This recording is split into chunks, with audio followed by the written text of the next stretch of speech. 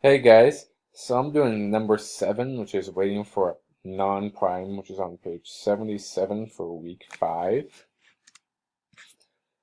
And the problem goes that what is the smallest natural number n greater than 1, for which the quantity 1 times 2 times 3 times dot dot dot times n plus 1 is not prime. So it's really not that hard of a problem. You can just kind of do a trial by error and just kind of go up. So I started with n equals 2, which is just 1 times 2. And then plus 1, which is just 2 plus 1, which is 3, which that's prime, so that works. I then started with n equals 3, which is 1 times 2 times 3 plus 1.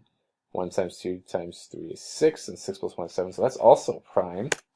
But we come into a problem with n equals 4, and we have 1 times 2 times 3 times 4. We get 24, and we add 1 to it. We actually get 25, which is not prime, because that's 5 squared. And so that's the solution. When n equals 4, the answer is not prime.